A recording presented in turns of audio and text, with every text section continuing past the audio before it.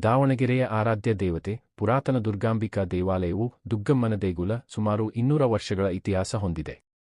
ಇಲ್ಲಿನ ದೇವಿಯನ್ನು ದುರ್ಗಮ್ಮ, ದುರ್ಗವ್ವ ಎಂದು ಭಕ್ತರು ಪೂಜಿಸುತ್ತಾರೆ.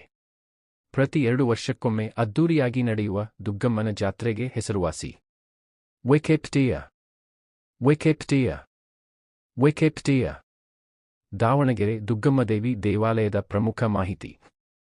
ಇತಿಹಾಸ: ಸುಮಾರು 200 ವರ್ಷಗಳ ಹಿಂದೆ ದುಗತ್ತಿ ಗ್ರಾಮದಿಂದ ತಂದ ಕಲ್ಲನ್ನು ಇಲ್ಲಿ ಪ್ರತಿಷ್ಠಾಪಿಸಲಾಯಿತು. 1932ರಲ್ಲಿ ಈ ದೇವಾಲಯವನ್ನು ಅಭಿವೃದ್ಧಿಪಡಿಸಲಾಯಿತು.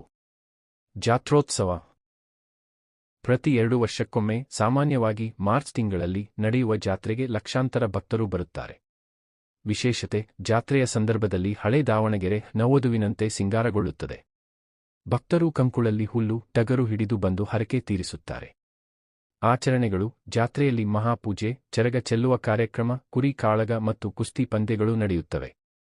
ಸ್ಥಳ: ದಾವಣಗೆರೆಯ ಹಳೆ ದಾವಣಗೆರೆ ಬಡಾವಣೆಯಲ್ಲಿದೆ. ಈ ದೇವಾಲಯವು ದಾವಣಗೆರೆ ಜಿಲ್ಲೆಯ ಪ್ರಮುಖ ಧಾರ್ಮಿಕ ಕೇಂದ್ರವಾಗಿದ್ದು, ನಗರದ ಸಂಸ್ಕೃತಿಯ ಅವಿಭಾಜ್ಯ ಅಂಗವಾಗಿದೆ.